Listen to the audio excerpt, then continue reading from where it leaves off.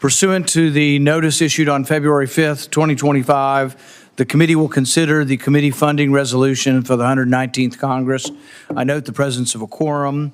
As required by the Rules Committee, this resolution authorizes funding for the committee for the next 2 years. It has the support of the ranking member Peters and is traditionally adopted by a voice vote. I see Peters. Do we need Peters still here? No, we don't. Okay. Those in favor will say aye. Aye. Aye. Those opposed will say no. The ayes have it. The funding is approved and the business meeting is now adjourned. That was a heavy lift. Yeah. So we'll just put this here. So you can, funding stuff, right? You have to talk to Gary about that.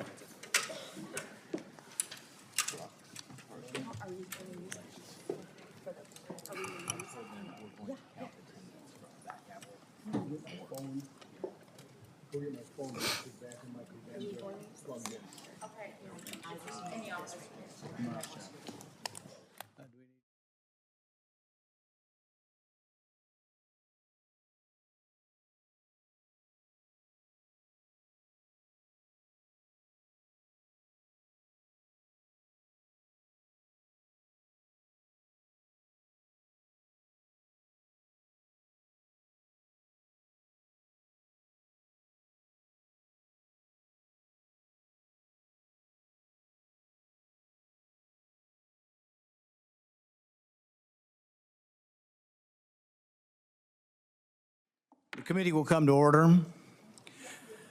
Today we are going to dive into reckless and wasteful spending of our federal government, particularly when it comes to foreign aid. The United States should not be the sugar daddy for the entire world, especially not for countries and organizations who act contrary to our nation's beliefs. Our country is $36 trillion in debt, yet we continue to send billions of dollars overseas, often funding projects that are not just useless, but in many cases actively harmful. Taking the path to fiscal responsibility is often a lonely journey, but thanks to Elon Musk and Doge, they've brought to light the waste that I've been highlighting for over the last decade. Every year I release my Festivus report to expose the ridiculous spending of the federal government, and this past year was no exception. I uncovered over $1 trillion in government waste, with the State Department and USAID being some of the worst offenders. Let me give you just a few examples of what these unelected bureaucrats are spending your hard-earned money on. $4.8 million went to Ukraine's public affairs office in Kiev to fund social media influencers.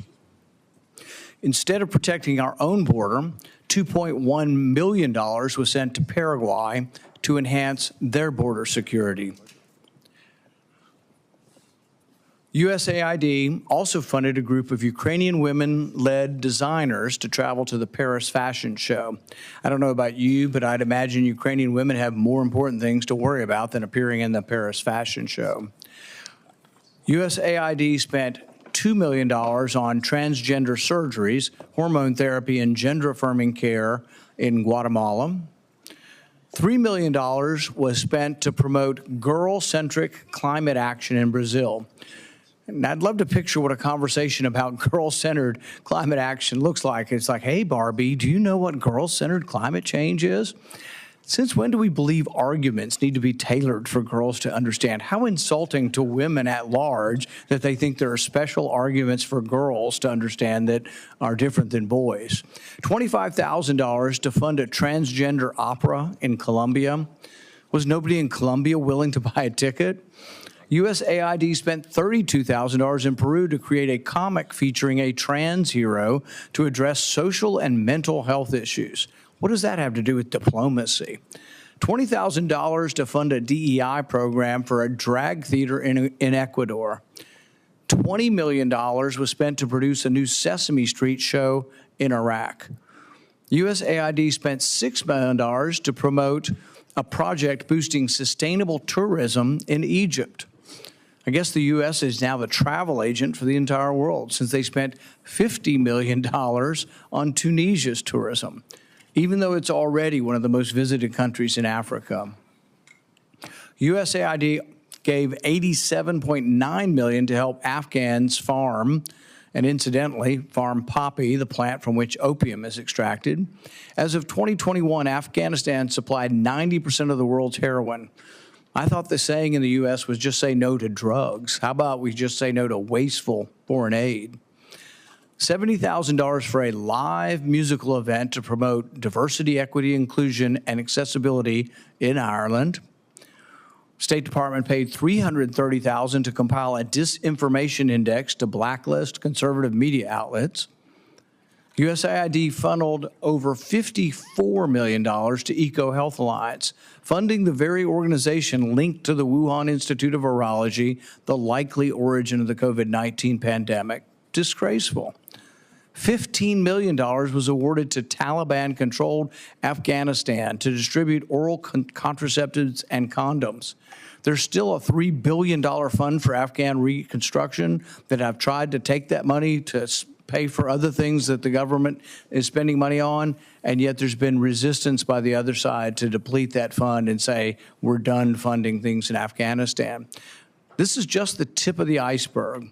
These are taxpayer dollars being used to fund ideologically misguided, ineffective, and unnecessary projects, thanks to the blundering bureaucracy, while our own citizens struggle to put food on the table.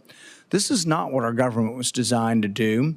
The U.S. government is not a charity, and it should not be doling out cash to foreign organizations, some of which actively oppose the United States with no oversight. And we don't have the money to give. We're borrowing the money we send. We need to ask a simple question. Why are we borrowing money to send money overseas? Even if USAID eliminated the crazy left-wing grants for trans operas, it still makes no sense to borrow money to then turn around and send it overseas. Borrowing money to send as charity is like the worker who has no money left after paying for their food, rent, and gas, saying, oh, well, I see this homeless person, I have such great sympathy. I'll go to the bank and I'll borrow $1,000 to give to this person. That's what we are doing. We can't pay for our own, and we are borrowing the money we send overseas. That money could be used to pay down our $36 trillion debt and take care of the American people, the very people who actually pay these taxes in the first place. It's time for a real change. America should not continue to be the world's piggy bank. It's time to end the waste of foreign aid and end the bureaucracy and for once do what's right by the American taxpayer. With that, I recognize the ranking member for opening remarks. Thank you, Mr. Chairman. So, Mr. Chairman, I'm very discouraged by this hearing and by the witnesses in particular that you have chosen to give a platform today. Instead of having a serious discussion, I'm sure we're going to hear conspiracy theories as this committee holds what amounts to basically a pep rally in support of President Trump's illegal power grab. I certainly agree with this committee that this committee should conduct rigorous oversight of federal spending, including wasteful foreign aid. That's certainly what we should be talking about. And we should always be working to sort out and eliminate waste and fraud in all federal programs. And in fact, this committee has done that for years on a bipartisan basis. It's a big part of what we do every week as we come together to consider legislation and deal with the tough issues that we face as a country. But today's hearing, I'm sure we're going to hear many of our colleagues on the other side of the dais, my Republican colleagues here, cheer on President Trump and his cronies, like Elon Musk, in their illegal and unconstitutional efforts to cut off foreign aid. And it is not only a sham, I think it really misses the point on what this administration is really doing and how far President Trump will go to hurt American families so that they can pay for tax cuts for billionaires.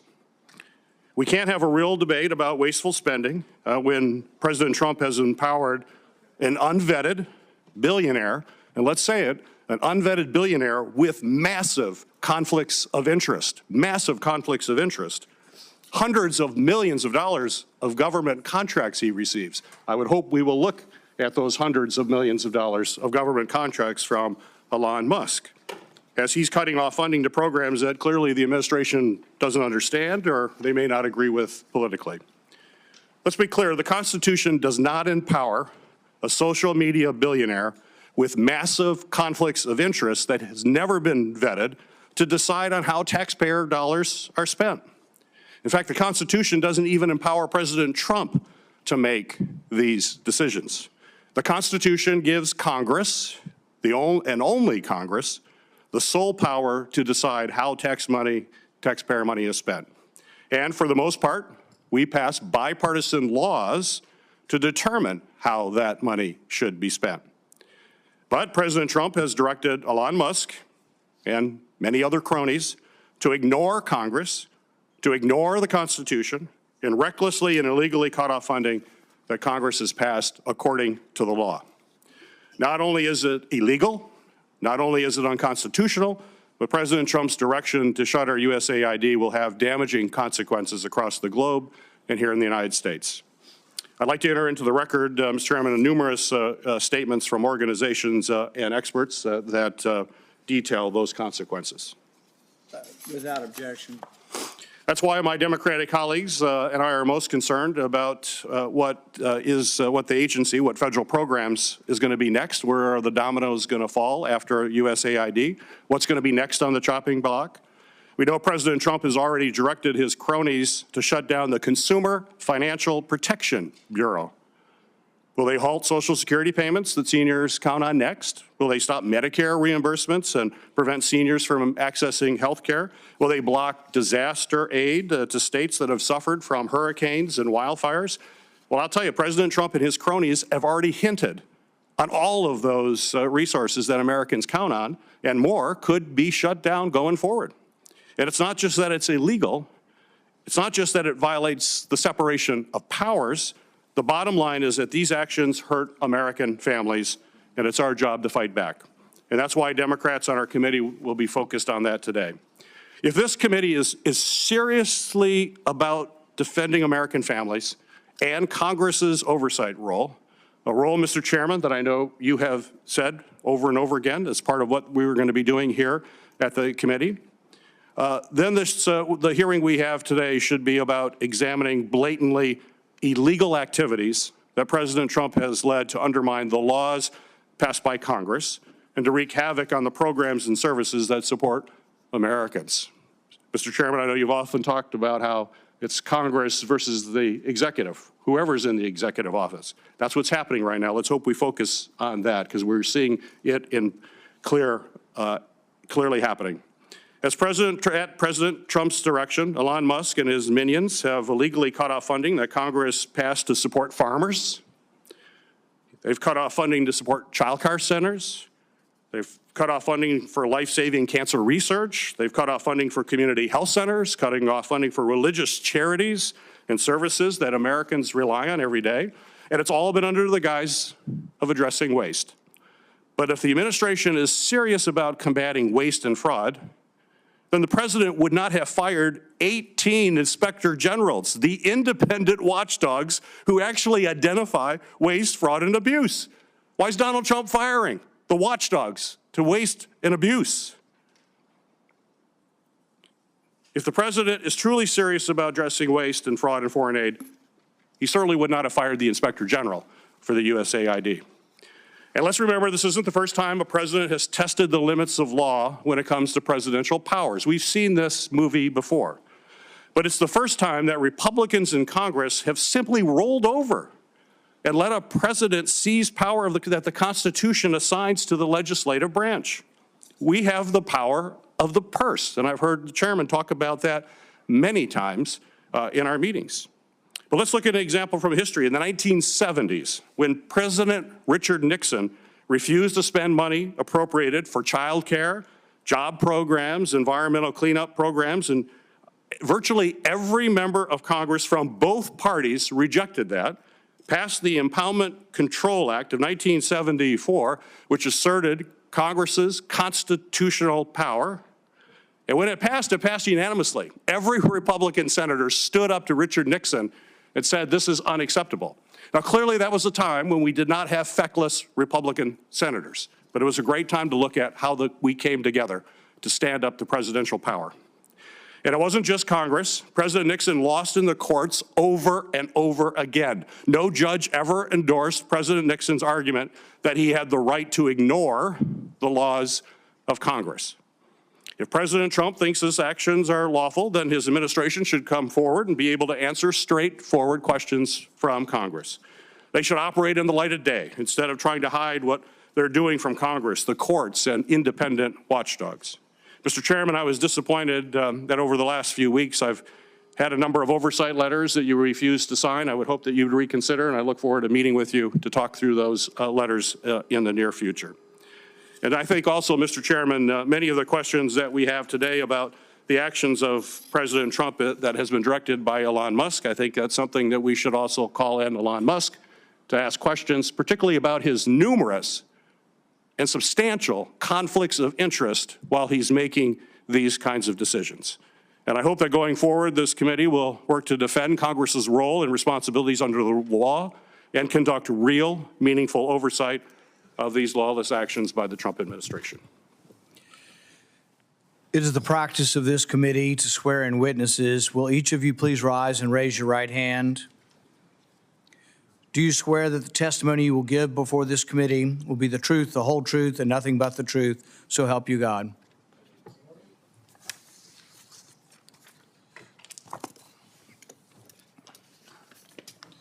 Need my intros. It's in the top. All right. Okay.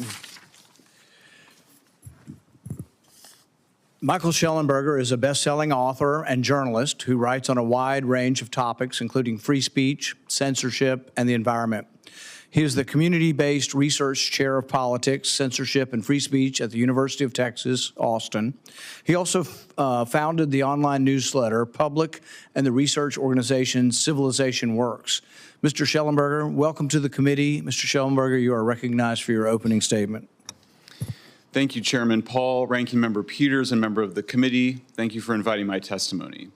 Since its creation by President John F. Kennedy in 1961, the United States Agency for International Development, USAID, has had as its mission the promotion of America's values of free speech, democracy, and free markets by helping others abroad. The name suggests that the organization is focused on aiding poor nations in ways that result in their economic growth. Why then has USAID been spending so much money on information control and information operations, both in the form of demanding censorship by social media platforms and by financing supposedly independent journalism? Why is the United States government in general, and USAID in particular, the largest donor to supposedly independent media worldwide? For example, USAID in 2021 published a disinformation primer that urged greater censorship by social media platforms, as well as pre-bunking, a psychological technique to program people to reject information disfavored by the government without thinking. USAID may have been doing and funding worthwhile projects, and it may be that Congress will need to pass legislation to continue those projects through the State Department. But it's inaccurate to suggest that the USAID closure and freeze on aid will kill African children, as some have done, or cause other harms. The Trump administration has already created a waiver for HIV treatment and resumed aid for tuberculosis, malaria, and newborn health. And USAID's health programs should be subject to scrutiny given the agency's history of using such programs as cover for other activities, including regime change and biodefense research. For example, under President Barack Obama's administration, USAID was caught using an HIV program to foment rebellion in Cuba. USAID used EcoHealth Alliance as a pass-through organization to funnel $1.1 million to the Wuhan Institute of Virology, which was conducting risky gain-of-function experiments that may have caused the COVID pandemic. USAID gave EcoHealth Alliance $54 million during that period, which was more even than the $42 million the group received from the Pentagon. As such, anyone who believes in public health for poor people and poor nations must agree that USAID needs to be reined in and cleaned up. That starts first with precisely the kind of audit some members of Congress are trying to stop. USAID and all other government agencies must justify what they're spending their money on. The public's interest is ensuring that every dollar of taxpayer money is accounted for and justified. As recently as 2021, the media acknowledged the obvious. That year, the New York Times published an article headlined, "U.S. aid to Central America hasn't slowed migration. Can Kamala Harris?" In it, the Times acknowledged that experts say the reasons that years of aid have not curbed migration is in part because, quote, much of the money is handed over to American companies which swallow a lot of it for salaries, expenses, and profits, often before any services are delivered. That's precisely the reason President Trump shut down USAID and demanded an audit. While the subject of today's hearing is on USAID's wastefulness in general, I would like to focus the committee's attention on USAID's efforts to take control over independent investigative journalism and to advocate censorship in particular.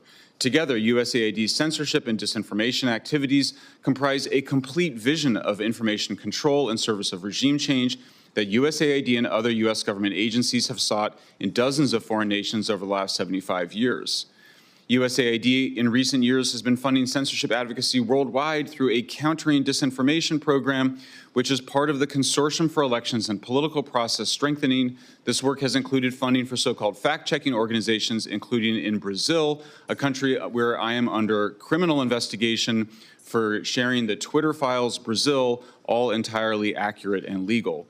At the World Economic Forum last year, a major USAID contractor, Internews, which received $472.6 million from USAID over the last 17 years, urged advertiser boycotts to demand censorship.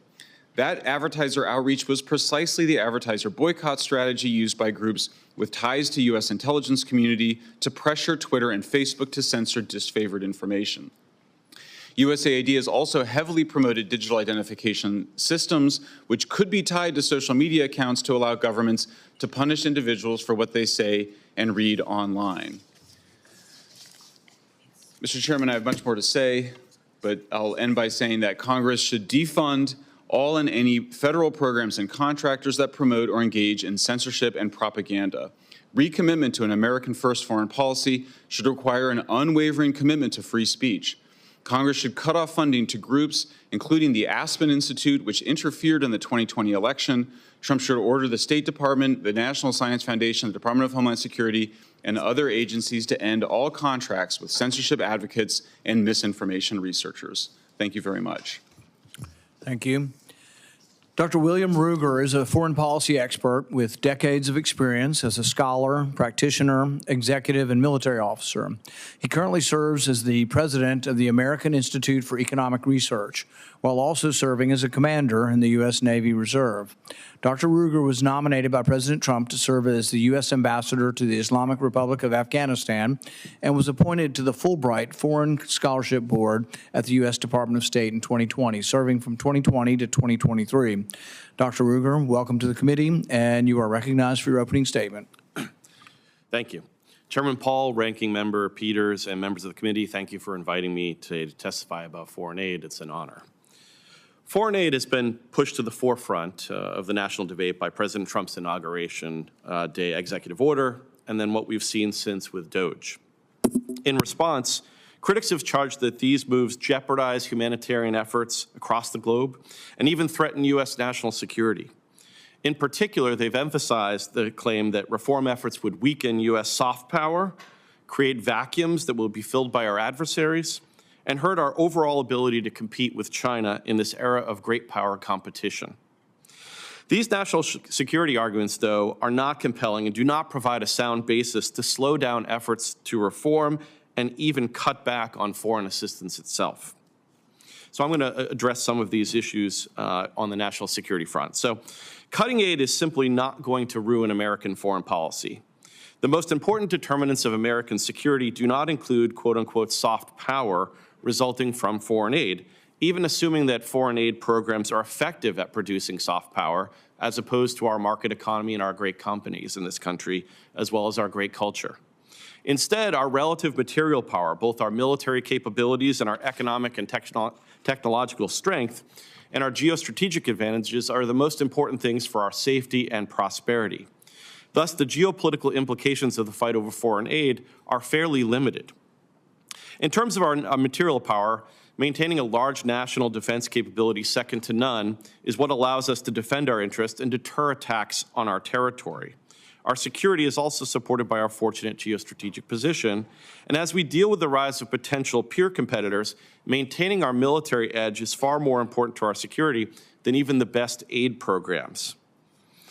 This combination of military power and our geostrategic position allow us to enjoy some detachment from problems in the developing world and thus further reduce the security relevance, though not necessarily the humanitarian relevance, of many foreign aid programs in those areas. So we should avoid thinking that it is a matter of strategic necessity to be deeply engaged everywhere.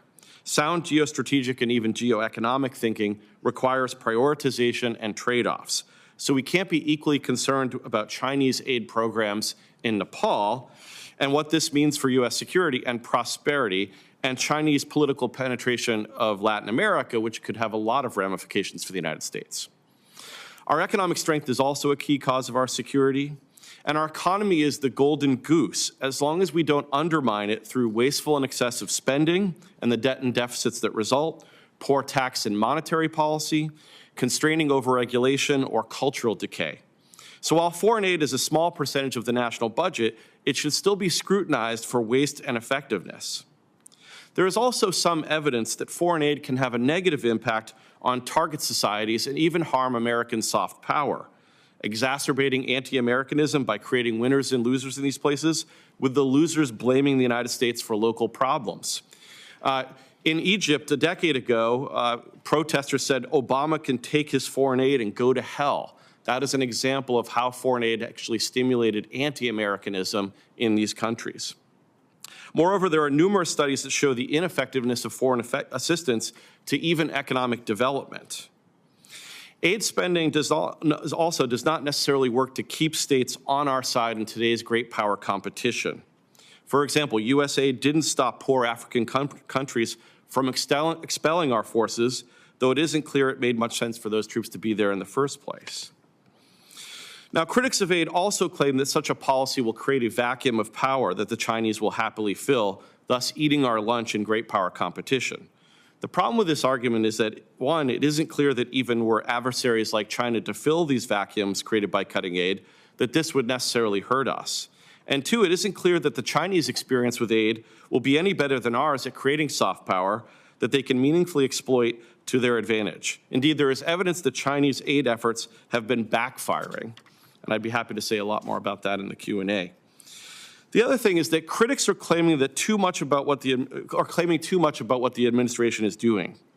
Right? The fact is that the Trump administration is not proposing cutting all assistance. Secretary Rubio recently stated on February 10th in an interview on SiriusXM, he said, "We're not walking away from foreign aid. We will be involved in foreign aid." Instead, what the administration is doing is trying to make a distinction between aid that can be reasonably argued to advance America's national interests and aid that cannot pass a basic smell test like the ones that Senator Paul discussed earlier. So if we're going to change our foreign policy to one that prioritizes American national interests and respects the hardworking American taxpayers, then fixing our foreign policy assistance programs is imperative. Too much spending is disconnected from making us stronger, more secure, and more prosperous, to use Secretary Rubio's three-part test from his confirmation hearings here in the Senate.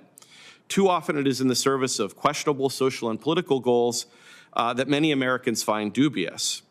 And foreign aid is not going to be the margin in which we win or lose today's great power competition. So I think it would be wise for us to get our own house in order economically by looking carefully at programs that can't deliver for our security or prosperity, or are so indirectly connected to legitimate goals as to be based more on an article of kind of faith than sound analysis that I think conservatives should be known for.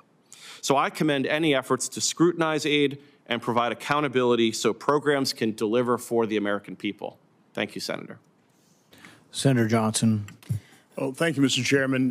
Unlike our ranking member, I really appreciate you holding this hearing. In 2019, before the pandemic, total federal government spending was $4.4 trillion. The Wall Street Journal just reported the first 4 months of this year, we spent $2.43 trillion. Multiply that times 3, we're on a course of spending $7.3 trillion this year, 6 years later. That's a 61% increase while our population is growing 2.6%. So we need to scrutinize all this spending. Now, I thought it was interesting. I don't know how many boards you had up there, but you know, the example after example after example of just outrageous waste and abuse of the taxpayer dollar. Now, the ranking member apparently accused you two gentlemen of you're going to be peddling conspiracy theories. That all was the truth. Do you have any idea what the ranking member is talking about, Mr. Shellenberger? Yeah, I mean, of course, I find it somewhat ironic that one of the greatest conspiracy theories of recent times was the Russiagate collusion hoax, which was this idea that President Trump was being controlled by Putin through a sex blackmail operation. It was one of the most wild conspiracy theories ever devised, and of course, it was created by deep state operatives working on taxpayer funding. Another wild conspiracy theory, of course, Senator, was that the Hunter Biden laptop was a Russian disinformation effort. We now know which, by the way, the ranking member accused me when I was investigating that of soliciting, disseminating Russian disinformation on that. Wrote an actual Senate report, falsely accused me of that, but go on. Right, and of course now we know the FBI had the laptop in, I think, November or December 2019. They then got the Aspen Institute to engage in what's called pre-bunking or a kind of brainwashing, convincing journalists and social media platforms that there would be a Russian hack and leak that fall involving Hunter Biden and Burisma. That's an illegal weaponization of the FBI, of a U.S. government contractor and grantee Aspen Institute. These things have not been fully investigated, but we know, thanks to the Twitter files, that this was the illegal weaponization of our government agencies in order to spread a conspiracy theory in service of demanding censorship, which is what they then did when the New York Post article came out in October. I also have to point out that I was a target of that pre-bunking campaign when both Senator Grassley and I received an unsolicited briefing by the FBI that we are targets of Russian disinformation. To this day, we have not found out who directed that briefing. So, Mr. Ruger, do you want to defend yourself from being accused of a conspiracy theorist? Yeah, I mean, I'm a theorist. I'm an international relations theorist. So I think what I said is definitely within the broad tradition of political realism that has served this country well, really focusing in on, I think, the importance of our strength and how we defend and deter against enemies. And really, I think, applying good economic analysis to aid programs and other government programs because they need to pass a cost-benefit analysis.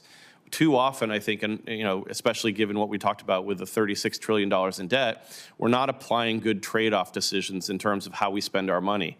And I think, again, that's one of the reasons why it's really important that we focus in on this. And I applaud what President Trump is doing here because somebody has to get a handle on this. And I think it's a good stimulant for Congress to do its own work to help support the president in making sure we're protecting taxpayer money. So we're a very compassionate people. We are. We want to help people. We want to help combat AIDS and feed the world. Where did USAID go off the rails? I mean, it was established, I think, good purpose. I mean, even things like, Radio Liberty, those types of efforts seem to make sense. But where did they go off the rails? Mr. Shellenberger, do you have a theory on that?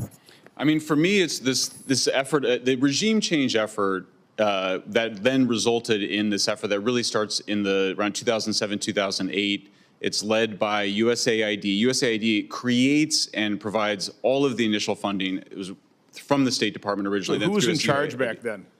Of USAID, I believe. Well, that was 2008. So President, I'm not sure. So under the Bush administration, it was under the Bush administration. Started going off the rails. Mr. Ruger, do you have any idea? What's your theory of when the South started going south or going left?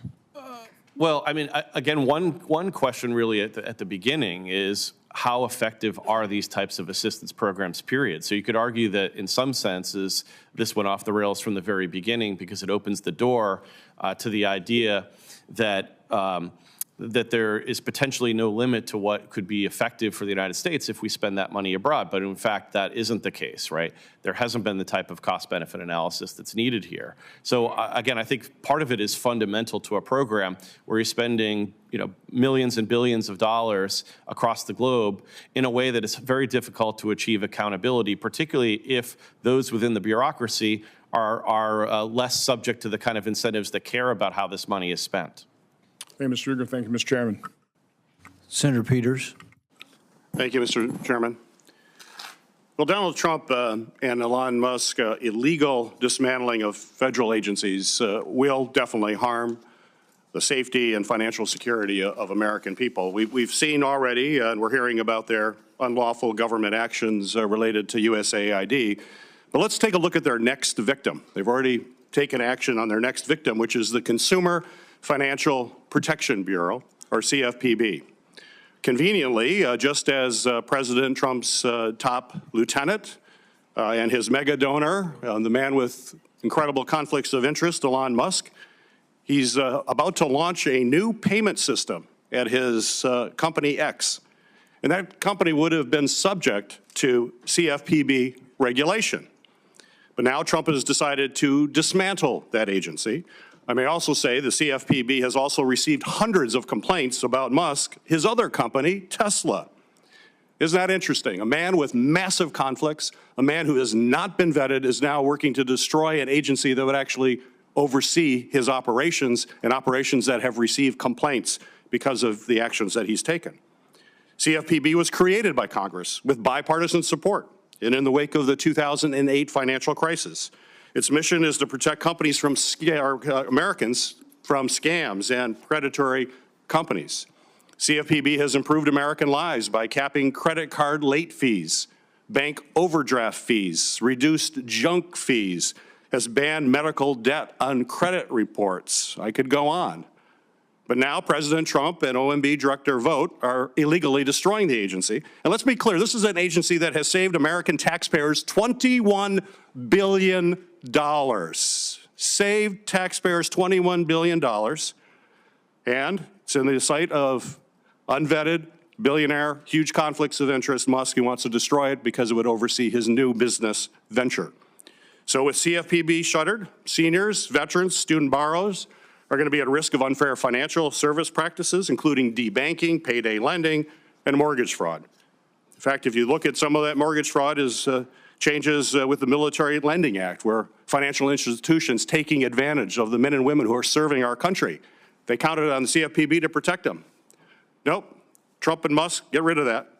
Forget saving money for taxpayers. We don't like these regulatory actions over banks and payday lenders and people like Elon Musk.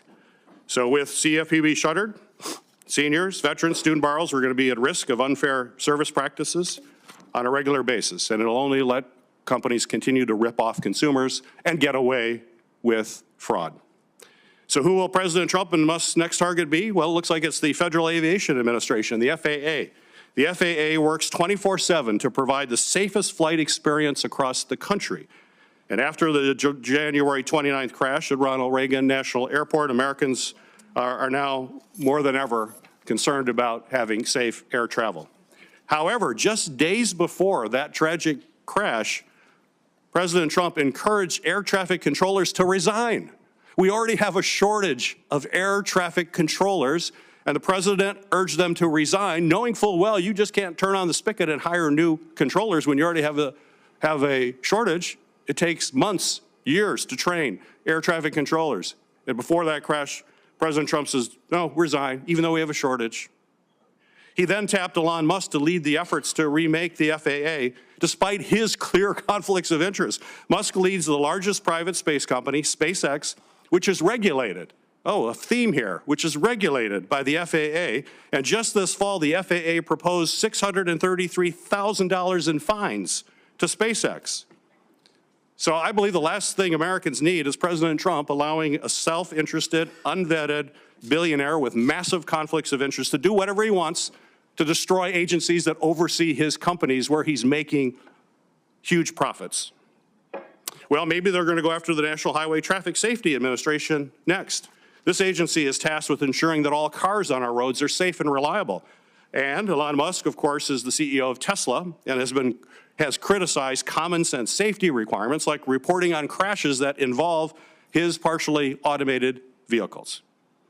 If we continue to let President Trump and Musk unilaterally decide which agencies can function and even exist, our roads and skies are going to be more dangerous and more Americans will die. Or maybe President Trump will make good on his view to get rid of FEMA. Unfortunately, we've seen over the past 3 weeks of his presidency, he is again and again willing to peddle disinformation, overstep his authority, and break the law. Getting rid of FEMA would mean the federal government is abandoning Americans before, during, and after disasters like wildfires, tornadoes, hurricanes, and even floods. And while I'm sure everyone here would agree FEMA can and should be reformed, and I'll lead that charge to make sure that they better meet the needs of disaster survivors, it still plays a critical role. And American lives and helping communities rebuild after an increasingly common and more destructive natural disasters is something we should be focused on. Federal support and resources such as food, water, generators, urban search and rescue teams, and communication infrastructures can save lives in the aftermath of a disaster. FEMA also administers billions of dollars of mitigation grants to reduce the impact of natural hazards, which can save lives, protect property. So, Mr. Chairman, I hope that we can look at these other changes that we're seeing to see whether or not it's fraud or abuse, and whether or not that is something that we need to examine. So I would hope in future hearings we will take a look at an unvetted, highly conflicted person making these choices to understand what is behind their actions. Senator Lankford. Thank you, Chairman Paul. Gentlemen, thanks for being here. Actually, yesterday I released my 8th report, what we call federal fumbles, where we regularly put out in front of the American people areas of waste and abuse and fraud or improper payments, and try to be able to highlight those and shine some sunshine on them to hopefully get rid of them and to be able to make tax dollars more efficient in the way we're spending on this. Many of those things, as you can imagine full well, were foreign aid related that we have talked about over the last several years, including this year as well. We highlighted that the federal government and the American taxpayer paid for 12 drag shows in Ecuador. I'm not sure why the people of Ecuador couldn't pay for their own drag shows, but apparently Oklahoma taxpayers had to pay for that. The USAID funded fisheries in Algeria, where they literally built a fish farm in the middle of the desert among a people that don't eat fish, actually, in their normal diet because they live in the desert. They don't normally eat fish, and we're not interested in eating the fish, but American taxpayers and my Oklahoma taxpayers paid for those, and that has become an issue for me. There was a study that was done by the NEH on humans, chimpanzees, and climate change in Sierra Leone. We highlighted how we did a study with Oklahoma tax dollars to study the effect of climate change on European butterflies. Again, I don't know why the Europeans couldn't pay for that. We did a study on the effects of COVID-19 on the Russians. Again, not sure why the Russians couldn't have paid for that. And one of my favorites of the long list of least favorites here, we did a study on the benefit of seatbelts and helmets on individuals driving in Ghana. I could go ahead and tell you right now, seatbelts and helmets will help you and don't have to pay a dime to be able to do that study. So over and over and over again, we've highlighted this. The difference now and then is there's a bigger megaphone, and part of the frustration from my friends on the left is Elon Musk is daring to tell 1 billion people on X that this is happening. But when it was only a few people that knew, or my limited following on X, it was okay.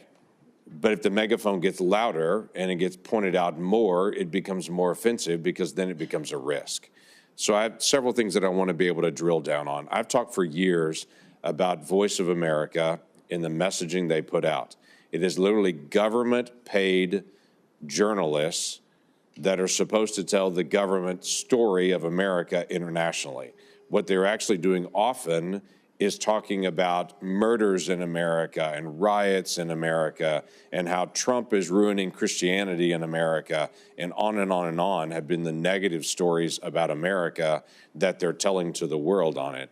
So one of my first questions to either of you is about the messaging that we put out globally, that we put out with Oklahoma tax dollars and American tax dollars to tell the American story, and how the American story is being told internationally. Thank you, Senator. I could actually speak a little bit from my experience with the Fulbright Scholarship Board, where I was also chagrined to see some of the people that we were thinking about sending abroad clearly didn't love this country and clearly had a kind of criticism that I think wasn't the best message that you would not necessarily want to see out there in the world. I also worry about the boomerang effect. So not just the message that we're sending abroad, but because of the nature of technology today, these voices that are meant to help create narratives abroad actually coming back and being a form of government propaganda here at home.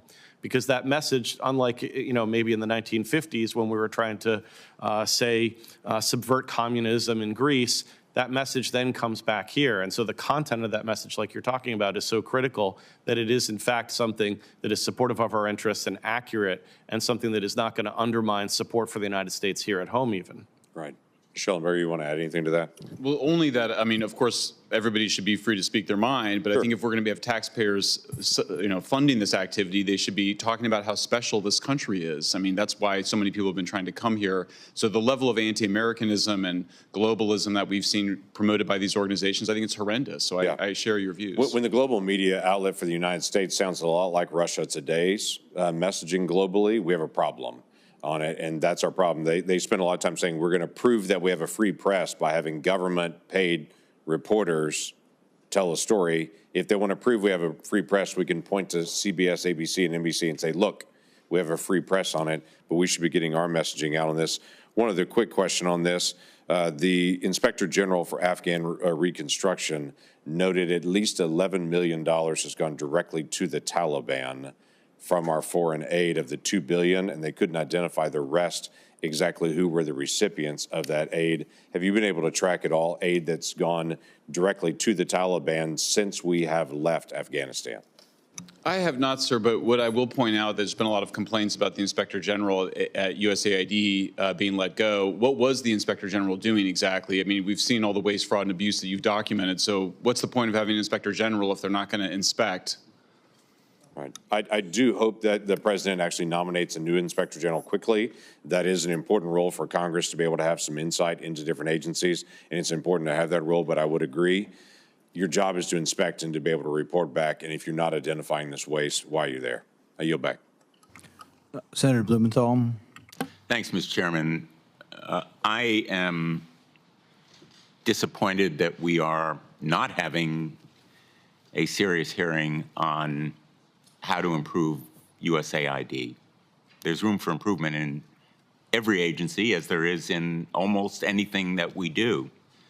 But this hearing is simply designed to give cover for President Trump's unlawful dismantling of a congressionally established agency against the law and against the interests of this country, and against the interests of many in this country, including American farmers who benefit from it.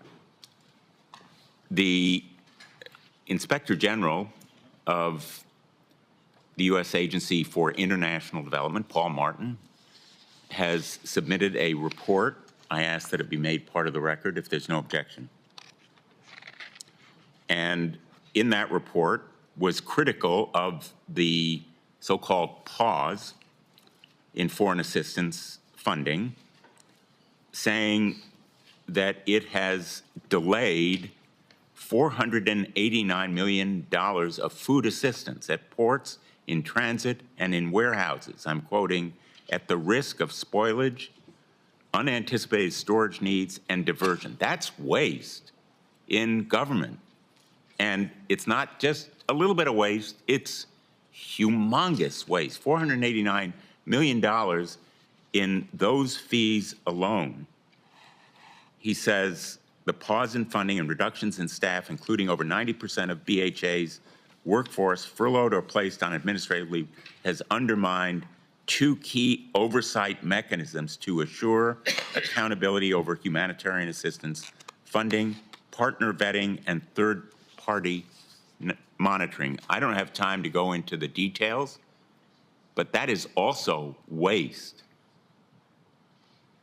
And when we talk about the other effects of this pause, let's look at the effect on farmers, American farmers, who grow the food that USAID distributes. American farmers, in 2022 alone, USAID helped to distribute nearly 4 billion pounds of American-grown food to 58 million people around the globe. I know that some of my colleagues are reluctant to defend foreign humanitarian aid. It doesn't always poll well. It's humanitarian assistance. I think Americans are better than trashing the idealistic goals that have motivated our nation over the years. But putting aside the humanitarian instincts behind some of USAID, here's what American farmers have said in reaction to these actions. President of the Iowa Farmers Union said, quote, USAID is important for farmers. It's unfortunate that we would drop those relationships that we have built over time, end quote.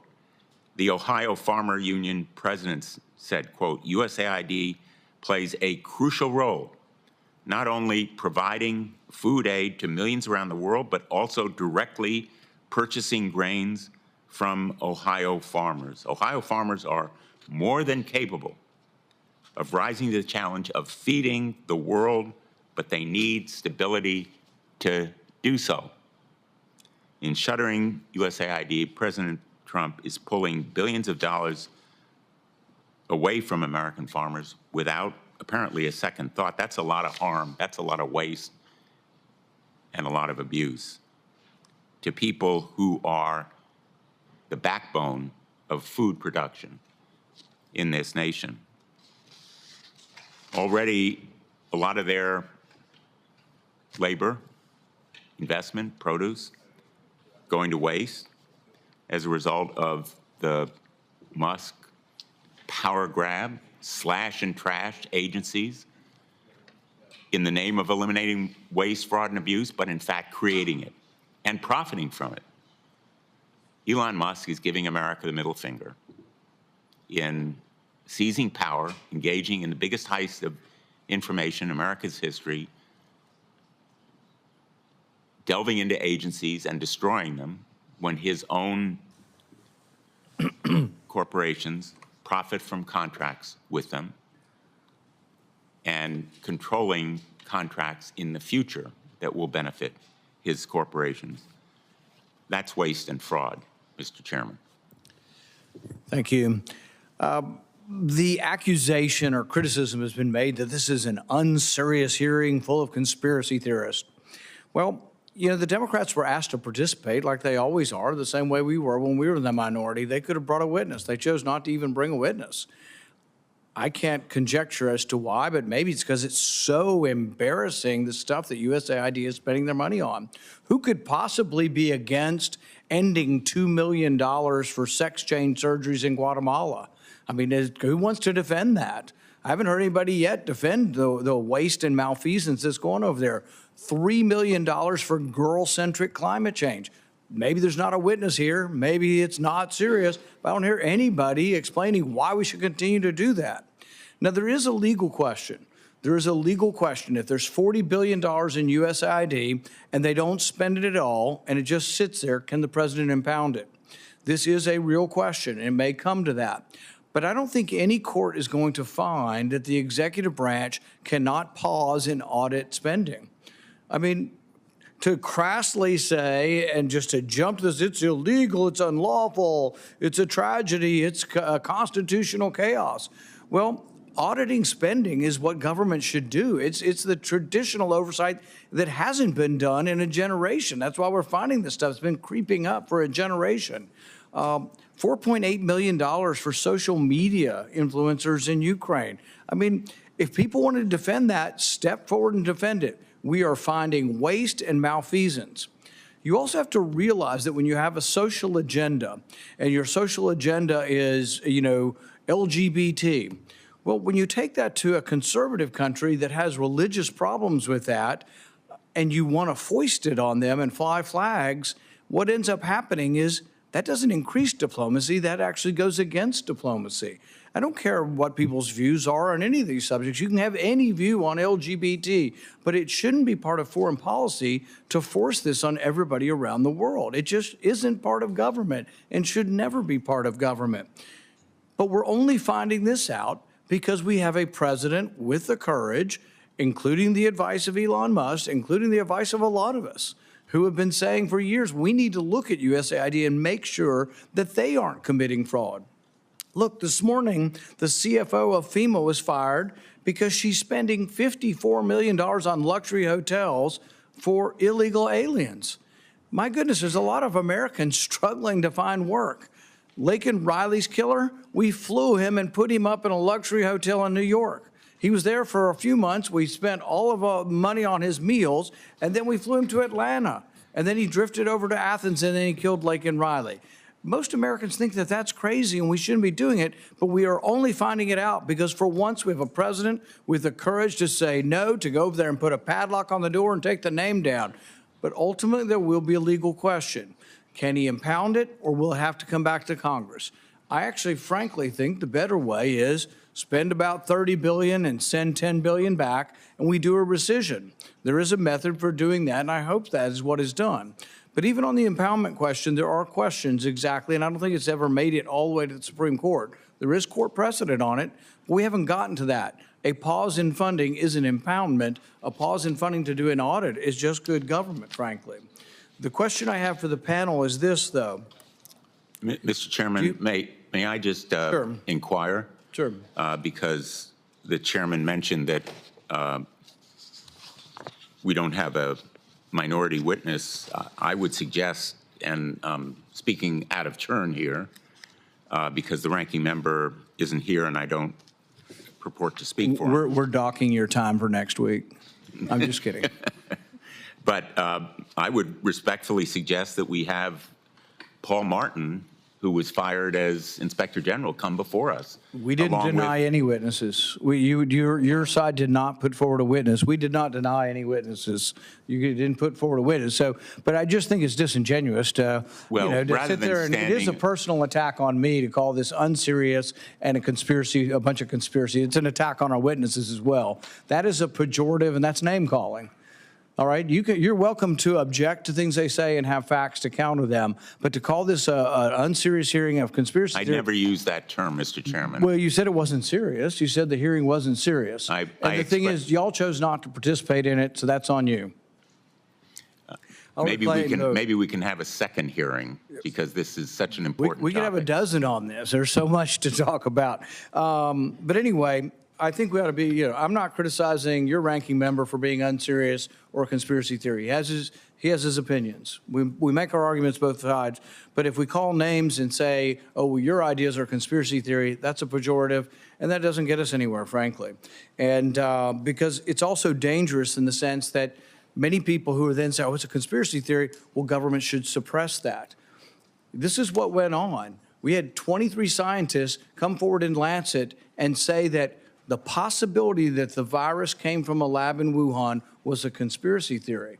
And then government promoted back to Twitter and others and met with them on a weekly basis trying to suppress.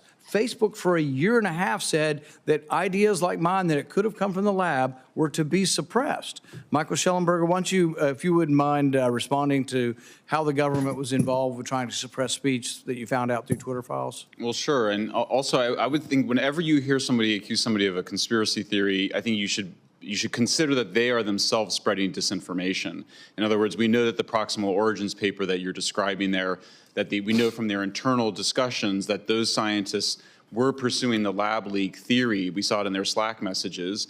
And then they got a phone call. They talked from the higher ups, and then they ended up changing their whole hypothesis over a weekend. So we've seen repeatedly that term used to dismiss very serious evidence of misconduct and of actual conspiracies. We've seen the rise of an entire censorship industrial complex. There's no theorizing here. These are just the facts of the censorship industrial complex that was created by the Department of Homeland Security starting in 2021 really started before that in 2020, all the way culminating to the Disinformation Governance Board, which was so Orwellian that even Democrats had to back away from it. Senator Hassan. Thanks, Mr. Chair. I want to thank you and the ranking member. For years, I have worked on a bipartisan basis to reduce waste, fraud, and abuse within the federal government, including on bills with you, Mr. Chair. These efforts are critical to ensure that taxpayer dollars are being spent efficiently. If this committee and President Trump, though, actually wanted to reduce waste and fraud, they would work together to support and bolster inspectors general. Inspectors general are indispensable watchdogs who identify multi-million-dollar overpayments to big corporations, exactly what Elon Musk claims he wants to root out. To use just the Inspector General of the Department of Health and Human Services as an example, last year the HHS Inspector General exposed $35 million in improper Medicare payments after equipment companies charged the government for thousands of catheters for patients who didn't need them. Additionally, last year, 2 pharmacy owners went to jail after the HHS Inspector General helped uncover that they had fraudulently submitted at least $20 million in false Medicare claims for cancer medication. All told, the HHS Inspector General identified $7 billion last year in waste, fraud, and abuse within the department. But did President Trump and Elon Musk support and empower inspectors general? No, they did not. Instead, just days into his administration, President Trump illegally fired at least 17 inspectors general in a move to silence those who would provide accountability and oversight over his administration. And since their firing, we are growing to get a better picture of why they were fired. Just yesterday, we found out that the State Department is planning to buy $400 million in armored vehicles from Elon Musk's Tesla company. Elon Musk spent $250 million to get President Trump elected, and now President Trump is returning the favor. After clearing out the watchdogs, the president decided to unleash chaos and confusion on Granite Staters and Americans through an illegal order to cut off nearly all federal grants. These are grants that fire departments count on to upgrade their equipment, police departments use to hire officers to protect our streets, and shelters need to provide homeless veterans a place to sleep. While federal courts have temporarily halted the president's funding cutoff, I continue to hear from organizations that are unable to access the federal funding that they have been awarded, that we appropriated, that is law. This is the real cost of the illegal move by President Trump to cut off funding. Granite Staters left in the lurch, not knowing how much longer their community health center will remain open, or if their child care facility will be able to stay open and they'll be able to go to work. The American people want relief from high costs, and they want their government to work. But as inflation and egg prices soar, the president illegally fired the people, the very people, who root out waste and fraud and have a track record of doing it. And then he illegally took funding away from law enforcement and community groups. I urge the president to reverse course and for this committee to work together to find common sense ways to address the challenges that Americans are facing today. Thank you, Mr. Chair. Senator Scott. Thank you, Chairman. This is a great hearing. As you know, the federal government is spending money like it's going out of style. Last year, it spent nearly $7 trillion, and the revenues were $5.2 trillion. Nobody in this country can do that. Nobody can do it in their personal life. Businesses can't do it, only the federal government. We're being forced to borrow another $1.9 trillion to make up for it. It's one of the reasons that we now have over $36 trillion worth of debt, and we're heading quickly to 37. Over the last 4 years, while the population has grown 2%, the federal government has increased spending by 53%. They've added $8 trillion to national debt in 4 years. This is not sustainable. If nothing changes, our federal government is on track to add $1 trillion to the federal debt every 180 days. The cost of this debt is another massive problem. Right now, more than $1 trillion of money that hardworking Americans pay in taxes each year is just going to pay the interest on their federal debt. That's a waste. So I'm very appreciative of what President Trump's doing and what DOGE is doing to try to find all this waste. They're going agency by agency, one by one, and find out how every single dollar is spent and making sure it's spent in the best interest of the American public. Unfortunately, many Democrats among this committee have expressed outrage, but the outrage is better suited for some of the absurd, wasteful spending they've already uncovered. Let's look at USAID. They provided full funding for al-Qaeda terrorist Anwar al-Awlaki to attend college in Colorado. They gave $310 million to start a Palestinian cement factory, which is used to help Hamas build terror tunnels into Gaza. How can you be this stupid?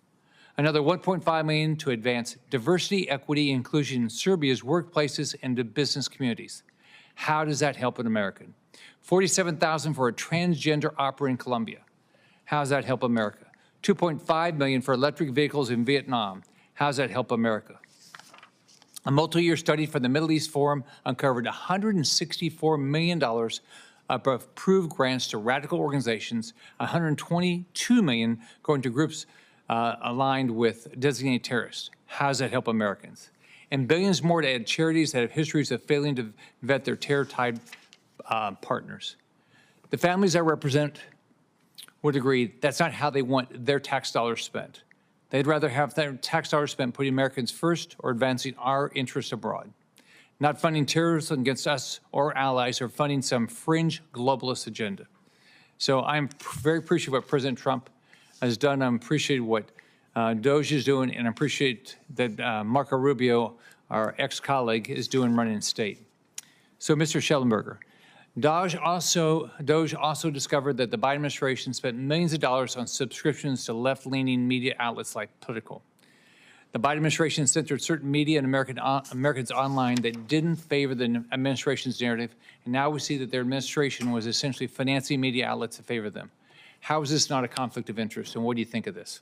Yeah, I agree it's a huge conflict of interest, and it's really just the tip of the iceberg. I mean, what we uncovered in our reporting is that the USAID has basically been bankrolling an organization called the Organized Crime and Corruption Reporting Project, which has been in the process over the last decade and a half of really taking over so-called independent investigative journalism around the world, usually relying on strategic leaks by the intelligence community, but with an aim to really undermine the independence of investigative journalism. When we started investigating these guys, they threatened to sue us right away. They have a $9 million fund just to sue people. It's called Reporters Shield, but it's an offensive weapon that they use to basically shut down any inquiry into what they're doing. And we've even seen now, we've now traced that USAID money to investigations that were essential to the 2019 impeachment of President Donald Trump, and then also to the Russiagate hoax, particularly spreading misinformation and malinformation about Trump's alleged ties to the Russians. Of course, one of the greatest conspiracy theory of the recent era, which alleged that because President Trump banked with Deutsche Bank, and that there were Russians, oligarchs, who also banked with Deutsche Bank, that there had to be some sort of a conspiracy. So that's just the tip of the iceberg, sir. It's really a deep corruption of so-called mainstream independent media. Based on your investigation, you also talk about how USAID transfers funds between projects, make it hard for anybody to sort of track the funds. Can you elaborate? Well, sure. And so, part of what happened is that one of the media organizations in Germany, one of their big television stations, NDR, really turned the tables on OCCRP and began an investigation. USAID admitted on camera that they had routed money from the State Department's Law Enforcement Bureau through USAID just for optics reasons, admitting on camera that they did that because they thought they knew that it would look bad for an investigative journalism organization to be supported by effectively the cops, by law enforcement. That's not good journalism practice. That violates basically every code of ethics by every journalism organization in the world. They also acknowledged that USAID has to agree to OCCRP's work plan and that they have to agree to their key staff. And this was all literally recorded on video, USAID officials saying this. Then afterwards, OCCRP denied it. They just said that that wasn't true. It just asserted that it was false. So, I mean, really what you're looking at with OCCRP and also Internews is that these are really vectors of disinformation. They spread disinformation and then demand censorship on the basis of it. That's what they did with the COVID lab leak, as the chairman was mentioning. First, they spread the disinformation that it was a conspiracy theory that it could have come from a lab, when, of course, their own scientists suspected that's what it was. And then they demanded censorship on the basis of it. Same thing happened with Hunter Biden, and we see that playbook, I think, underway here today, where when you actually when journalists start to expose these misdeeds, they just project and say, you're spreading a conspiracy theory, and of course, that has been traditionally the basis for demanding censorship.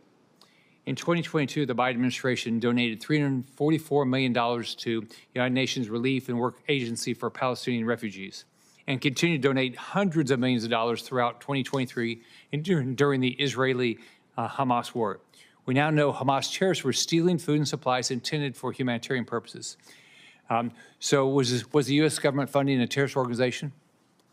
It sure looks like that, and I haven't investigated that particular case.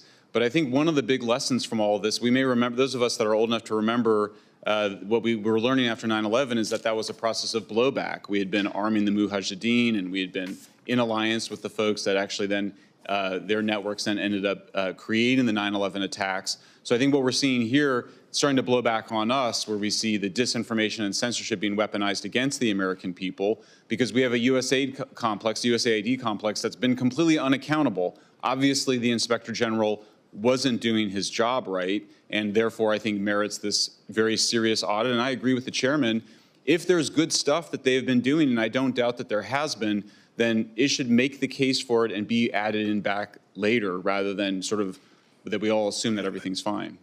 All right. Thank you, Chairman. Senator Kim. Thank you, Chairman, for pulling this together. And I just want to reflect on this a little bit, because there is a room and there is a way for us to have a debate about the effectiveness and the efficiency of foreign aid. But what is happening right now in our nation, this is not the right way to go about it. I hear about a pause here, but this is not a pause. We're seeing a gutting of the staff down to approximately 600. If it is a pause to look and reflect and see what is not working, what shouldn't be done, then let's pause on the gutting of the staff. Let's pause on the transfer of USAID under the State Department.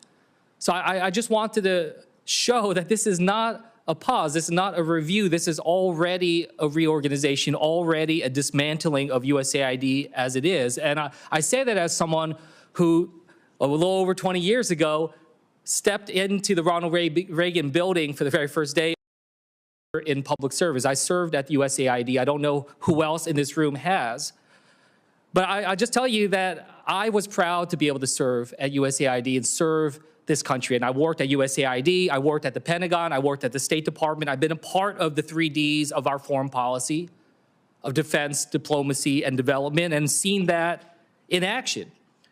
So I disagree the idea that the type of power, the type of influence that we're trying to move forward at USAID doesn't matter, that it's only about material military power. We've seen how, for instance, when it was our help with the response to the earthquake in Turkey or the flooding in Pakistan, how that was something that was able to open up diplomatic channels to be able to move forward, build on the relationships. It was the work that we were doing through USAID that was able to get some of our diplomatic efforts, and including our military efforts, in a better position. And I said that as someone who walked into the Reagan building. There's a reason why USAID is in the Ronald Reagan building. It's because Ronald Reagan himself was a strong supporter of USAID and foreign assistance. He said, quote, "The ultimate importance to the United States of our security and development assistance programs cannot be exaggerated."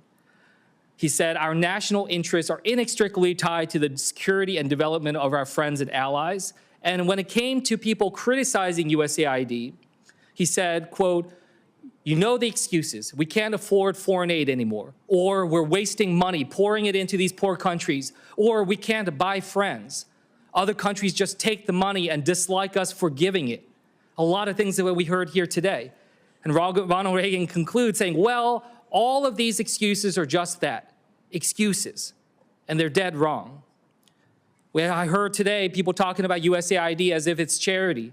One person that said, Quote, foreign aid is not charity. We must make sure it is well spent, but it is less than 1% of the budget and critical to our national security. The person who said that is Secretary of State Marco Rubio when he was with us in the Senate. He also went on to say that he urged President Biden to move forward and prioritize USAID funding because he said it, quote, counter the Chinese Communist Party's expanding global influence.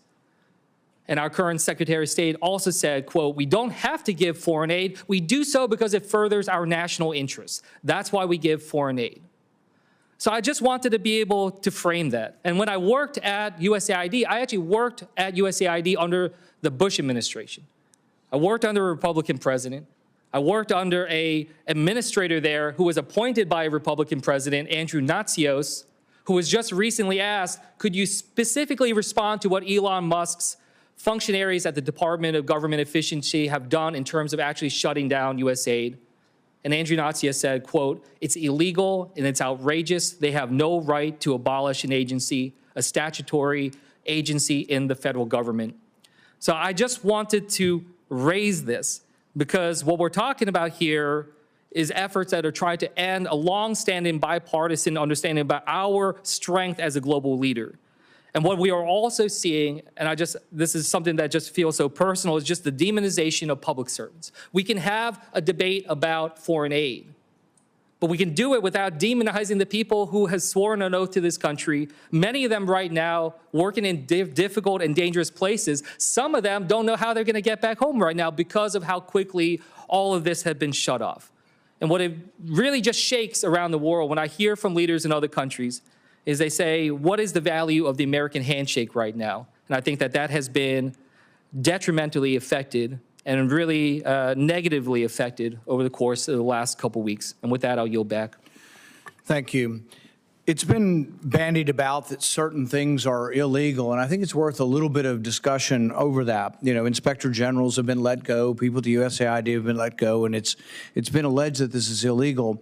It's actually a little more complicated than that. This goes all the way back to Andrew Johnson and his fight with Congress. There was a tenure of office act that was passed, and it said that he couldn't even fire members of his cabinet. And they were in the same party. The Republicans controlled Congress, and Johnson at the time, I guess, had become a Republican, being Lincoln's vice president. But it was finally repealed, but there was a big dispute over the way he could even hire members of his cabinet. Later in 1926, in Myers versus the U.S., the court rules that you really can't restrict the president's right to hire and fire their cabinet. Now, it's gone beyond that. In 2020 or 2021, the CFPB that was referred to earlier, the Consumer Financial Protection Bureau, the Democrats created this, and they didn't want it ever to go away. The funding was supposed to go on forever, and the person in charge of it was not to be fired. Well, the court ruled that you can't do that. You can't set up an executive agency under the auspices of the president and say you can't fire them. So then there's a question with the inspector generals, and the Trump administration is challenging it, and I think we have to go with what the court decides, but there is legislation saying you can't fire them. He asserts that under the court precedents that he can, and so this is an argument. That's what constitutional law and separation of powers is about. So we'll find out whether it's legal or illegal, but at this point it's an allegation that it's illegal. With regard to the waste and abuse and the outrageous things that we're seeing, sure, it draws the attention. It should draw the attention. But there is also the question of where the money comes from. What we bring in tax revenue is equal to about 4 programs. Medicare, Medicaid, Social Security, and food stamps would soak up all of the revenue. There's nothing left. So when we vote on a budget as Congress for military and non-military, what's called discretionary spending, which is a third of all spending, it's all borrowed. Nearly $2 trillion what we vote on, it's all borrowed. So this gets to the point that I'll ask both of you on foreign aid. If it's about $40 billion, do you think we could just get better people over there and they won't do the bad projects? Or do you think maybe they need a smaller number in order to have an incentive to cut out the waste? We'll start with Mr. Ruger, Dr. Ruger. Yeah, I think you're exactly right. There's very little incentive for agencies to get lean when the money keeps coming through the door. In fact, even if you increase the aid, or the support rather, then why would they change? I think this is the case in almost every government agency out there, is that putting it on a diet means that it will actually work better. When when the budgets are bloated, then you see some of these less prioritized or less important projects are not scrapped or subject to the same type of analysis in terms of their benefits relative to their costs that we would like to see. Okay. One thing I would like to say also is that given the potential for USAID and the State Department to pursue different and potentially contradictory goals, it's also good governance to actually try to find a different architecture that can make sure that the money that is spent is actually doing so for a common purpose and achieving a common end, as opposed to being potentially contradictory here. And that's one of the challenges that I think Secretary Rubio is trying to handle with this reform that he's already started down the path for. Mr. Shellenberger? Yeah, of course, I absolutely agree. You can't get efficiency if you have a big or growing budget. I think the other issue is that what is this money actually for? And I think the fact that they're putting it in State Department is correct. If this is about, our relations with foreign countries, encouraging the kind of governments we want, discouraging the kind of governments we don't want, you might call that regime change, that belongs in State Department. Even on things that seem innocent, like food aid, there's been a long literature of academic studies on really big driver of starvation and hunger in poor countries tends to be war. It tends to be used as a weapon of war. Countries that are so vulnerable that they depend on food imports and can't afford to replace them if the U.S. were to end those are countries that have a huge food sustainability problem. They have problems that go much deeper than just not being, not getting that month's shipment of food from us. I think if we want to subsidize American farmers, that's a question that needs to be discussed, and economists and others can debate that. But I think this idea that somehow it's good to just dump food on poor countries has been shown to really be quite devastating in many cases, undermining the local farmers who are actually required to make those countries self-sufficient. So I think if we're really concerned about helping poor countries to develop, then we have to have an eye towards self-sufficiency and self-reliance and not just endless dependence on the United States. Apparently, I'm the last person to vote, and they really want me to go vote. So I'm going to go vote, and nobody's here to object. I'm going to leave it open because there's one more senator coming, and she's going to gavel it closed when she gets here, Senator Ernst. And I'm going to let her ask questions for as long as she wants, and she gets to end it. But if you wouldn't mind sitting patiently, she wants to ask a few questions. Great. We're just over there. Just going to wait till Senator Ernst gets here.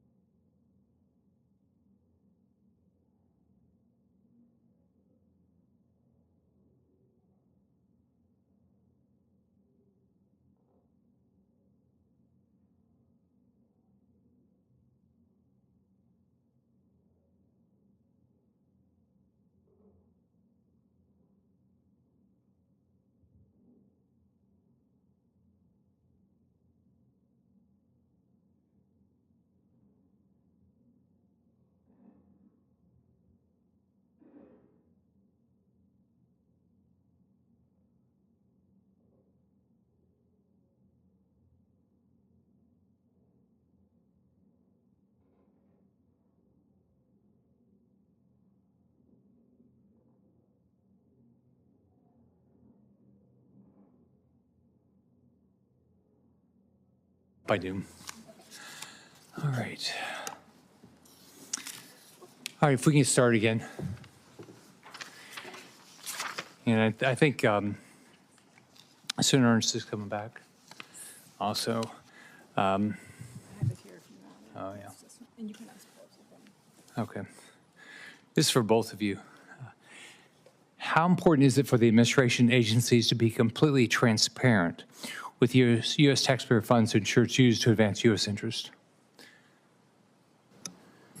I'll say I think it's absolutely essential, at least for in terms of actual development in AID. Obviously, there's covert operations. We have the CIA to carry those out. We have the State Department that obviously directs foreign policy. But I think if it's genuinely a charitable project or genuinely aimed at public health, that should be transparent.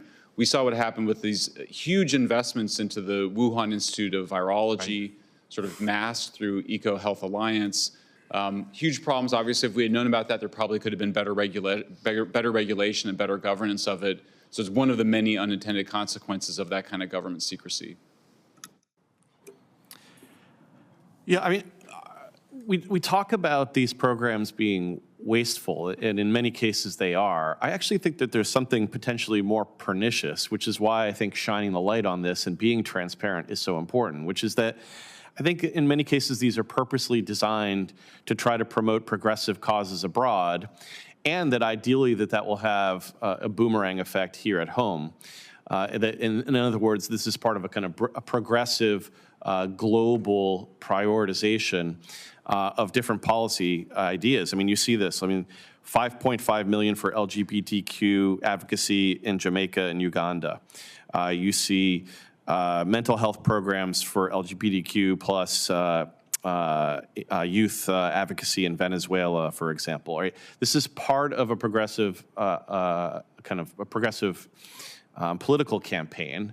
And I think the more and more that is brought to the fore and the people understand what's going on, then they can have a legitimate discussion about whether this best supports our national interests, as opposed to something I think that supports the interest of again, many people in America, but not the public good, if you will.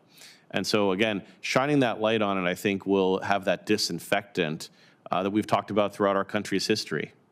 So how would you do it? How would you create more transparency?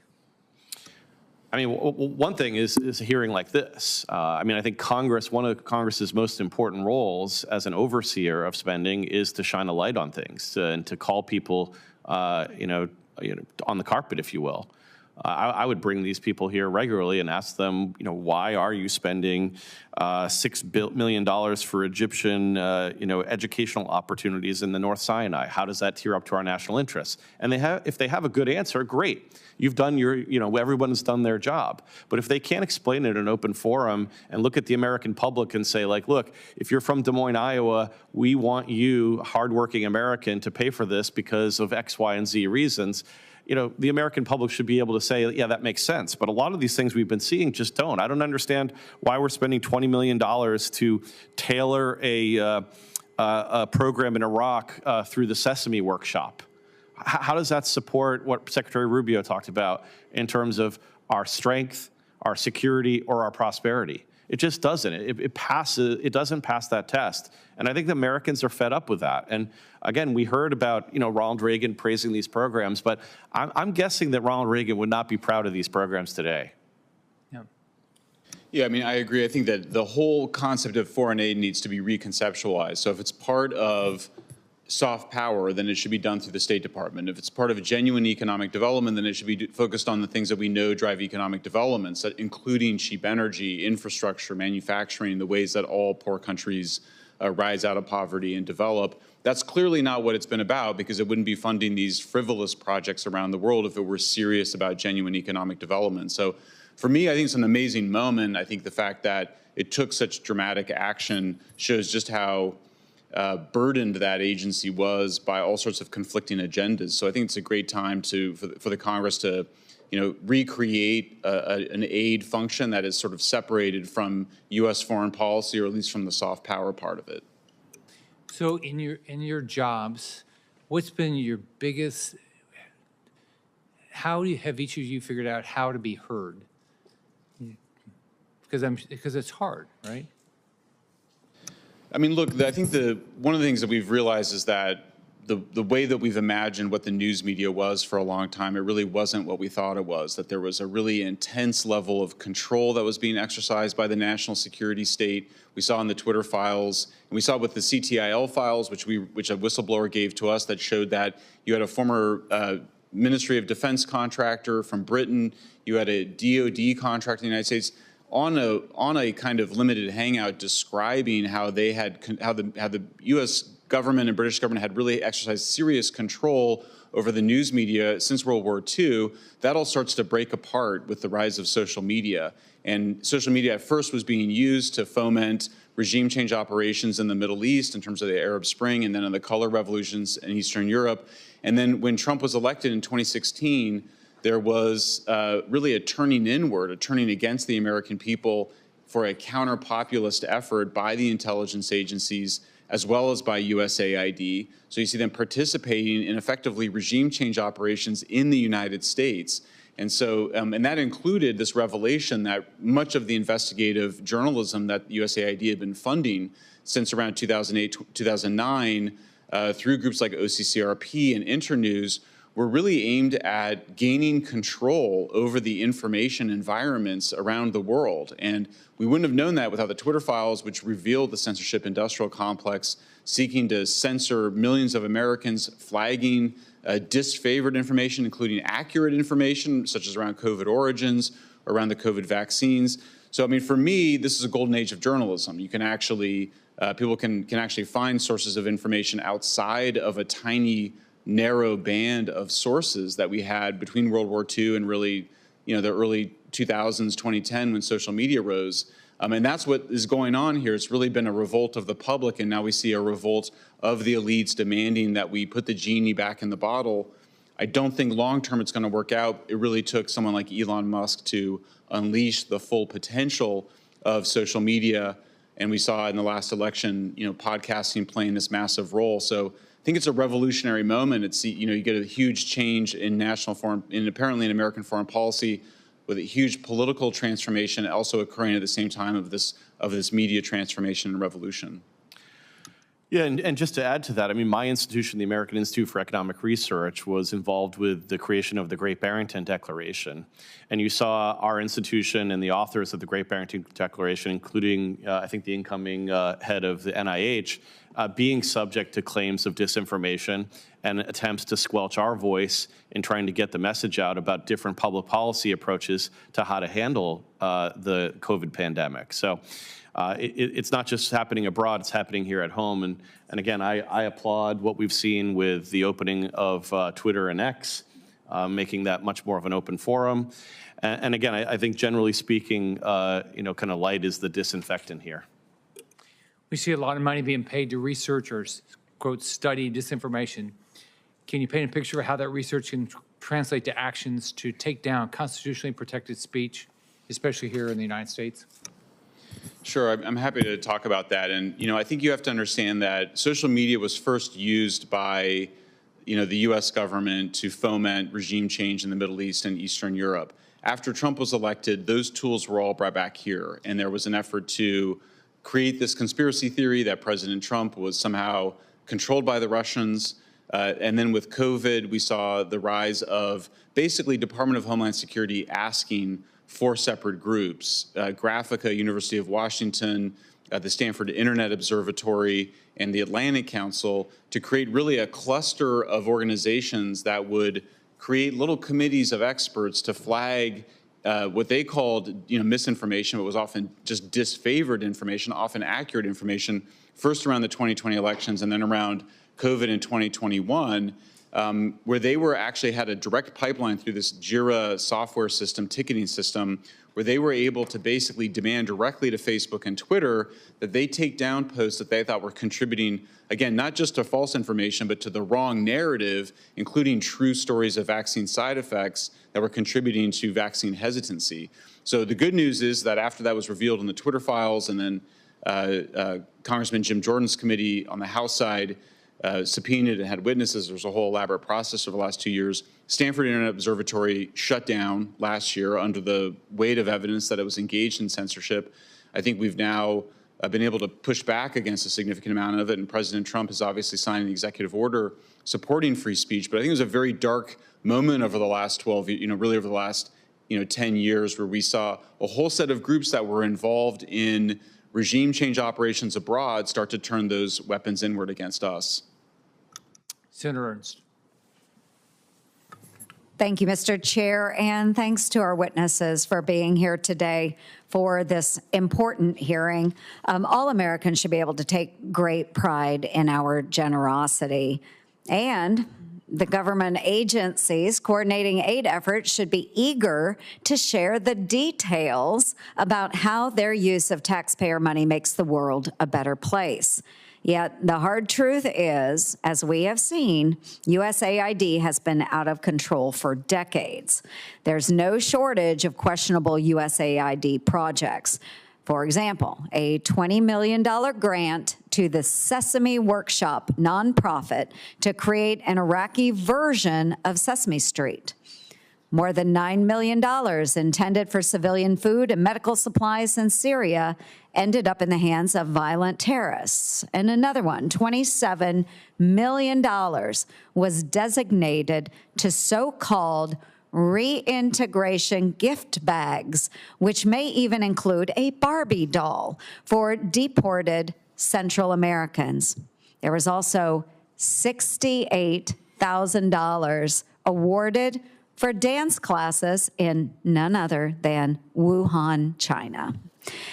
And after being stonewalled by USAID for years, I learned funds meant for economic relief in Ukraine were instead paying for Ukrainian models and designers to attend fashion weeks in New York City, London, and Paris. And Mr. Chair, I ask unanimous consent to enter my oversight letters and USAID's responses into the record. Thank you, Mr. Chair. USAID is notorious for exploiting legal loopholes, as my COVID-19 origins investigations exposed. By law, all federal spending is required to be publicly available on usaspending.gov.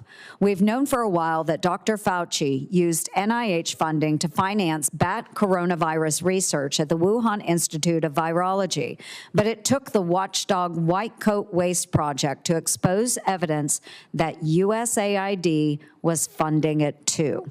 In fact, the bulk of the money came from USAID.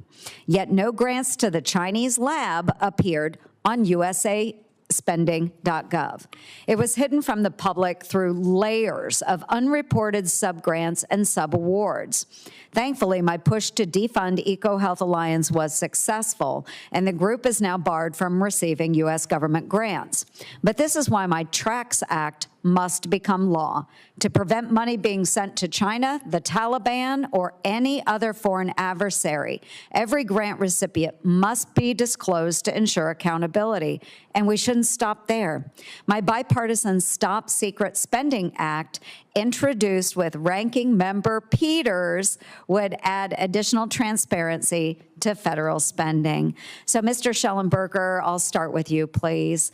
Why is USAID so secretive about how it spends billions of taxpayer dollars? Is it to avoid the public outrage over the waste, or is there something more nefarious there? Well, thank you, Senator. And first of all, thank you for your leadership in bringing transparency and accountability to aid and the funding there. Obviously, this example you just gave of the Wuhan Institute of Virology is incredible. I mean, the fact it appears that the U.S. government funded the creation of the virus that caused the global pandemic. Mm-hmm. We also know that President Barack Obama had banned that research, and that Anthony Fauci had created a workaround to get around that and move that research to the Wuhan Institute of Virology. Had there been some transparency about it, I think some questions would have been raised. One of the claims, of course, that was made right after Senator Cotton raised the idea that maybe it did leak from a lab. Washington Post claimed it was a debunked conspiracy theory. Anybody who had just Googled virus lab leak would have discovered that there had been years and years, maybe decades, of news stories about viruses leaking from labs. It's a very common thing, and of course, it was one of the main reasons that we wanted to end that risky gain-of-function research because we knew it was the high risk of something leaking from a lab. So I think I applaud your work. We need much more transparency with it. As I mentioned before, I do think that some part of that motivation may have been to hide regime change operations that were run by USAID in concert with the State Department. If you're going to be doing regime change operations, those belong in the State Department and with the CIA, not in a charitable organization, because if you genuinely want people to trust in vaccines or other public health measures, it's a terrible thing for them to believe that maybe it's part of some counterterrorism operation or some manipulation by the U.S. government that has some political motivation or some regime change motivation. If it's truly, truly charitable support for things like, for good causes, then there has to be a firewall between that and what the CIA and the State Department are doing. Yeah, transparency, transparency, transparency. It is so important. I'll continue with you, and then Mr. Ruger, you can add your thoughts as well. But absent a forensic audit by the Trump administration, do you think we would have ever known the full depth of USAID's spending or misspending in this case? No, I mean, this is, obviously the administration is pursuing a model that Silicon Valley has used for a long time, which is that you do need to make changes to actually see what's going on. And so, yeah, no, I mean, I think it's an incredible moment of reform. I wish it were bipartisan. The last time of serious reform in the United States was, of course, in the mid-1970s. We had the Church Committee hearings exactly 50 years ago this year that were bipartisan, that revealed much of the abuses of power by the CIA, by the FBI. It led to a set of reforms, including greater whistleblower protections. I do hope that Democrats will join you, Senator, in pushing for those reforms, because it's obviously in the interest of all of us, all Americans. And, in most of the past, the FBI had been weaponized against leftists in the United States. It's only recently we see the deep state mostly targeting right-wing populists.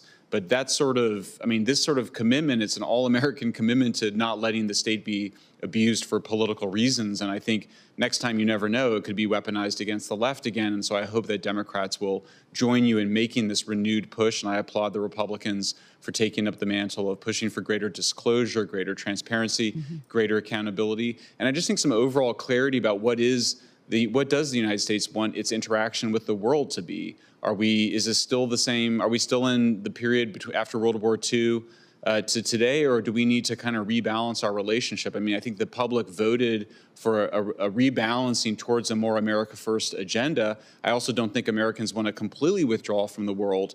But again, I do think that some basic hygiene is in order in terms of separating out what is genuinely charitable or development activities from what is regime change, censorship, disinformation, information control activities. Right. I agree. Thank you. And Mr. Ruger, do you have thoughts there as well? Sure. So I think what DOGE is doing really is a form of creative destruction, right? So it's breaking through the status quo and getting these issues at the front of the Americans' minds and the front of the minds of elites here in Washington.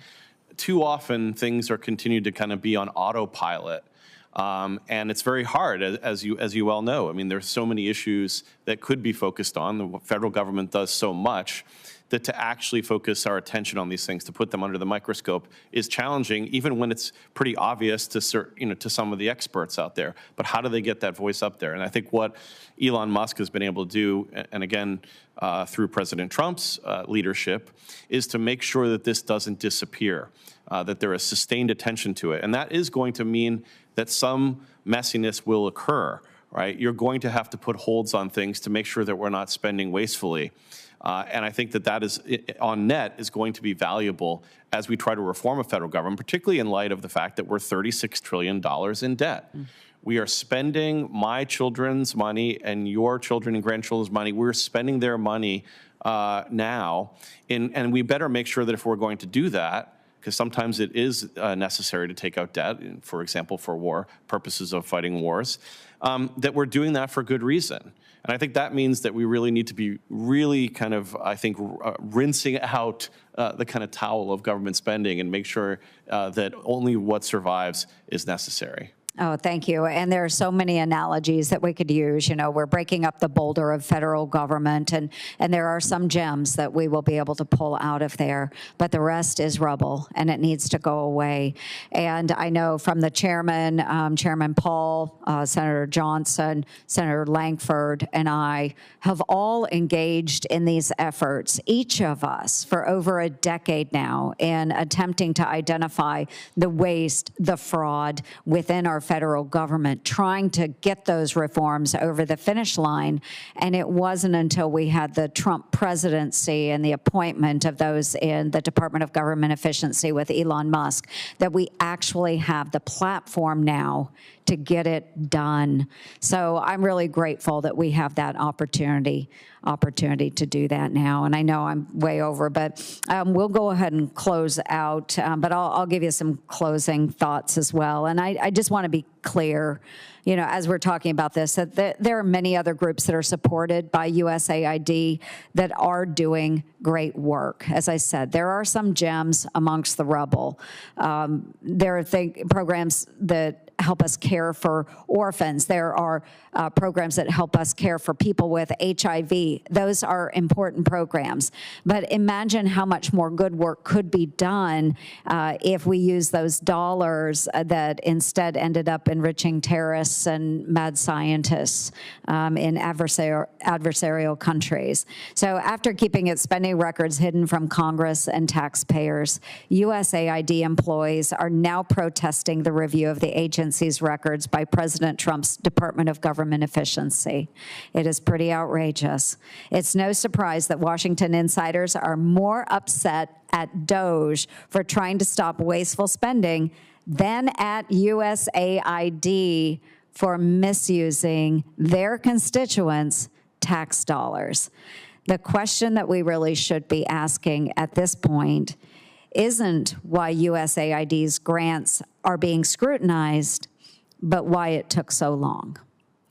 So I want to thank both of you very much for being here today and sharing your thoughts. I think it was a very important committee meeting here in the Homeland Security and Governmental Affairs Committee. So with that, I do want to thank our witnesses for joining us here today to share their testimony and their expertise with the committee. The record for this hearing will remain open for 7 days until 6 p.m. on Friday, February 20th, 2025, for the submission of statements and questions for the record. The hearing is now adjourned.